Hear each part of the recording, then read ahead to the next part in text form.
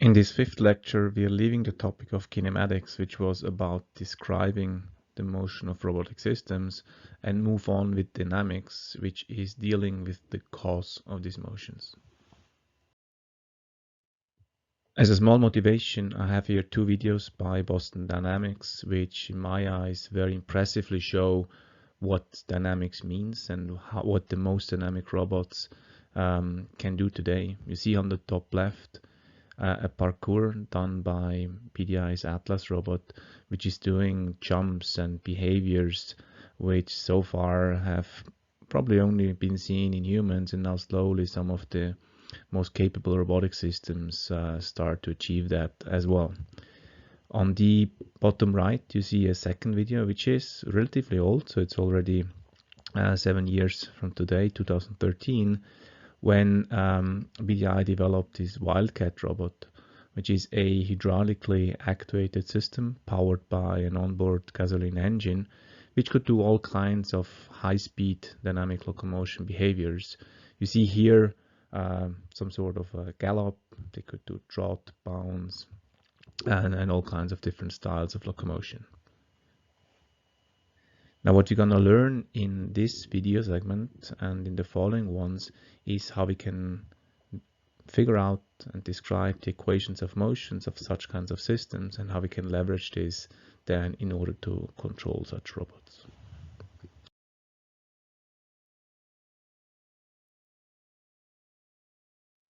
We will teach you the methods in order to do so, because in the end we're going to need computational tools and helpers in order to identify the dynamics equations of motion. So here is an example of this quadrupedal system that you've seen before, and the mass matrix that I calculated for you and I wrote down in a 67 pages document full of sine and cosine functions. So you can imagine, like, without having the computational tools aside, it's literally impossible to like just derive these equations of motions and to forget about using that in order to control such a robotic system. When talking about dynamic, we don't only mean like high-speed behaviors. Dynamics in general means that we are not only looking at the motion, but what we are looking at is at the interaction. So here you see also a relatively old but still pretty famous video by DLR, who showed with some of their best torque controllable robotic systems in how you can actually do dynamic based control with like controlling both interaction forces, as it's required here, for example, to keep these three balls together while moving the robot around. You see also very nicely the null spaces, similar to what we've seen before in kinematics, now also in a dynamic system, that the system can move around while ensuring certain objects being held in place, or while interacting with the environment at different places at the robot arm. You see here a guy touching the robot arm, and by that like leading to certain behavior.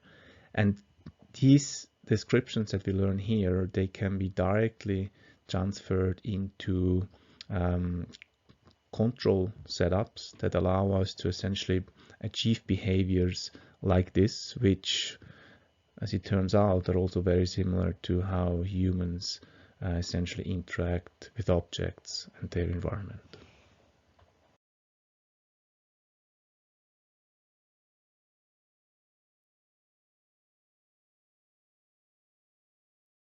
So here is a short outline of the coming video segments of dynamics.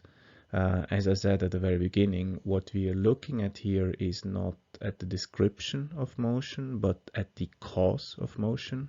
That means we're looking at an input, which is torques and forces that drive our system, and then describe the behavior, how that input relates to motion of the system, which is described as accelerations, as Q double dots, or joint space accelerations.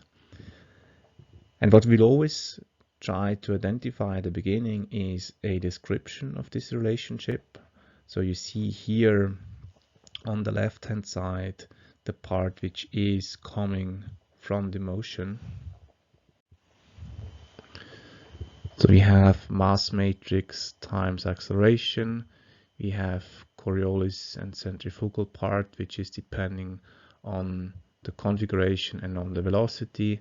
And we have the gravitational parts, which essentially are external forces due to gravity and mass. And then on the right-hand side, we have everything which is coming from external or actuation forces. So torques are typically generalized forces in joint space, so what the motors are doing with my system. Plus then you have external forces which are coming in through Jacobi transpose mapping that have an influence on the evolution of how our system moves, so on the whole dynamic description. We're going to start from the very basics, from the principle of virtual work, and from that move on with Newton's law for particles that essentially ends up in conservation of impulse and angular momentum. We then present you in today's lectures 3 methods in order to get the equations of motion, which is the standard 101 methods of Newton-Euler, where we do a free cut of the individual bodies of a more complex system and then apply conservation of impulse and angular momentum to each of these bodies. Then we're looking at projected Newton-Euler method, so essentially describing Newton-Euler but then only in generalized coordinates. And lastly, we will also discuss Lagrange 2, so an energy-based method. At the very end, we will have also an introduction to floating-based systems, which have the big difference that you are interacting with the environment. So as we have seen here on top right, we have then also interaction and external forces. So we first discuss really how do external forces change the equations of motion. So let's have a quick look at principle of virtual work. Just to make it clear, I don't expect you to do any derivations in the final exam. Nonetheless, I want to spend here 1 or 2 minutes to give you some of the background that allow you to better understand where all the coming equations are coming from. Because all the different methods that we are looking at, that we're discussing in here, they boil down to the same fundamental principles, and in essence, they're just a slightly different way to come up with the same equations of motions at the end, starting from the same principle, so there's not a huge difference among that. And it all boils down to this principle of virtual work, so D'Alembert's principle, which essentially says we want to have dynamic equilibrium at individual particles, which imposes zero virtual work. So as we have here, this is the virtual work, which is over all particles, so looking all particles of our body. And we have here the virtual displacement that these particles can do. And you have here all the forces that act on the particle. On one side, the dynamic forces. So we have a mass times an acceleration, so these are the dynamic forces, and then here we have the external forces, and that has to be zero to have a dynamic equilibrium. So we have the variational parameters, and then what we can do now is we can then apply Newton's law for every particle in the direction it can move. So that means you look at this particle, we have an external force, dF, that applies to that particle, and that causes a certain motion, a certain acceleration of that particle. In other words, this is nothing else than F equals to m times a, while just looking at an individual particle. You can also write this in the form of an impulse. We know that ma is nothing else than the time derivative of mv. So m doesn't change over time. What remains is the velocity that changes over time, which gives the acceleration. And this mv multiplied is the impulse or the linear momentum, often denoted by p. So you have the force, which is equal to p dot. Then you can also look at this one particle from a different viewpoint. Let's say we have here a coordinate frame S, and we're looking at this particle from this point here. So in other words, what applies there is that we have this vector r cross df, r cross f. This is a moment relative to that point S, and that has to be equal to this dynamic force, the ma force, again, like taking cross product with r. We can also write this as a time derivative of this mv, so the impulse, but now with a cross product of r, which together is the angular momentum. So we have the moment t, which is r cross f, equals to this time derivative of the angular momentum. Now let's apply this to complete bodies, not only to individual particles. And to do this, we have to first start with a virtual displacement of single rigid bodies. So I have here on the right hand side a single body, similar to the drawing that we looked at when we discussed kinematics of individual bodies. We have a particle in this body where we have a certain force applying to it. We have a point S on this body. S will later relate on to the center of gravity of that one body. At this point, we have a certain velocity, a certain acceleration, a certain virtual displacement, which is indicated in green.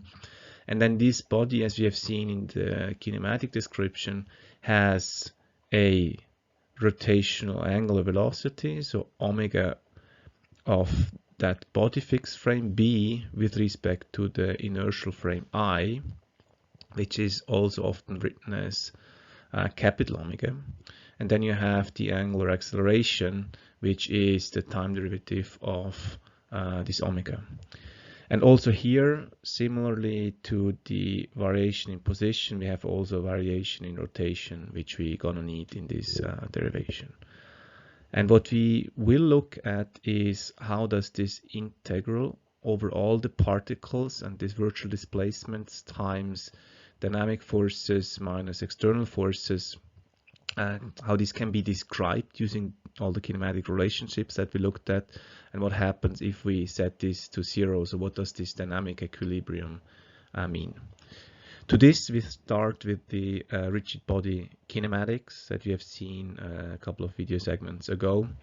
We know that if we want to describe the position r, so this is this vector r, we can go from O to S, so along this vector, and then add this rho.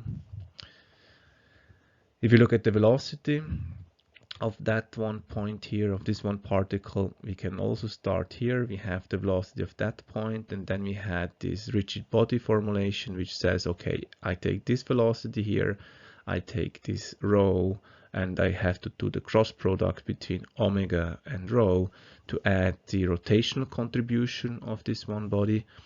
And that gives me the velocity at this point here. And I can now write this also in matrix form. To this we need, instead of this cross product matrix, we have here the rho cross product matrix. So what we do is nothing else than we write omega cross rho is equal to minus rho cross omega, and now we're translating this into a cross product matrix, this rho x, and we have then the minus sign there, which essentially gives this matrix description that we see here on the left. And then we can do the same thing also for acceleration. Same here, we have to take this formula, do time differentiation of that, and add this additional component, which comes from the fact that the whole body is, this single body is rotating. And similar to what we did here with the velocity, we can also write the acceleration in matrix form.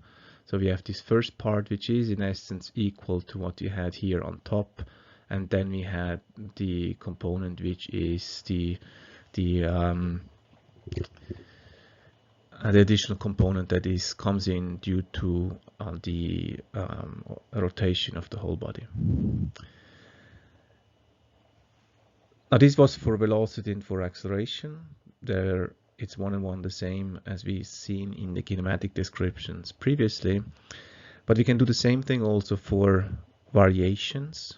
Variations in that context can be understood just similar to a time variation. So ddt, we have here a position variation. So essentially this formula here are pretty much related, just that we are varying here the position while we are changing here the time, but the descriptions look pretty much the same. Now what we can do is we can apply now this principle of virtual work that we have here on top, but now using all these kinematic relationships. So what we do is we are writing up this formula and we're replacing this this variation in R, this one here in here the first part. Then we have this R double dot dm. This is this part plus this part together, and then we have the last part, which is the external force, which comes in here. Now what we have to do is we have to take the integral over the whole body.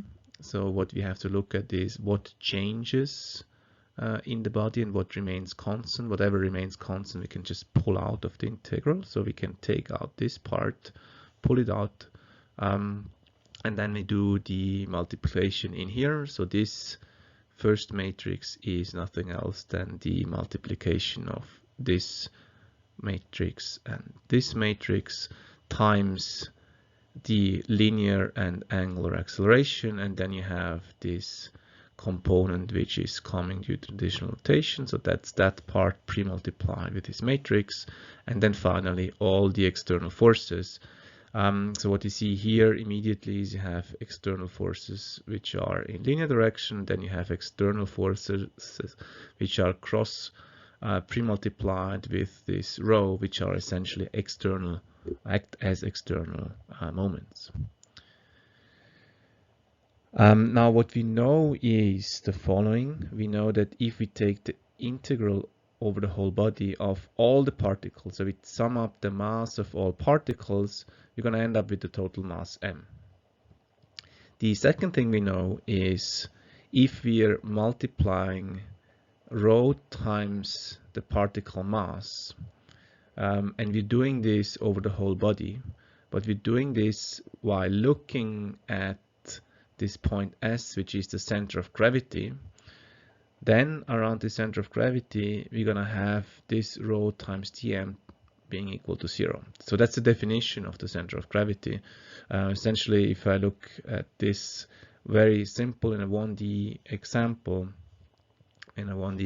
so what that means is you have a particle here, and this whole thing, so dm1, dm2, and you have rho 2 and rho 1. So if I sum up all these rho times dm's, I'm going to end up with 0 if that one point is the center of gravity. So it balances out the relative moments. And then the last component that we have down here, this is essentially the description of the inertia tensor. Again, if you're looking at the center of gravity, so what we're looking at here is at like the squared of rho times dm, and that is definition of inertia tensor. So I can take this, I can introduce these simplifications in this formula here, and what we'll end up with is the following important formulation, which says like this variation in virtual work is nothing else than I have to vary the position and the rotation of this one body, so the center of gravity position and the rotation of that body, multiplied with this part here in the middle, which is here we have inertia times acceleration, we have inertia matrix times rotary acceleration, then we have coupling terms, and then we have external forces. And this thing has to be equal to 0 for any displacement in position and for any displacement in rotation. So in other words, what that means is that this part for a single body has to be equal to 0. So let's rewrite this using the following definitions. First definition here is the linear momentum, which is mass times velocity. Second is the angular momentum, which is inertia tensor times angular velocity, and then their time derivatives. So the change in linear momentum and the change in angular momentum, which is for linear directions just like mass times acceleration. For the angular momentum, it's the inertia times the angular acceleration plus then this coupling term, which comes in due to the fact that we have here this rotation. Then what we're looking at, what we described in the previous slide, is that we want to have conservation of impulse and angular momentum in order to have the whole body, this single body, in dynamic equilibrium.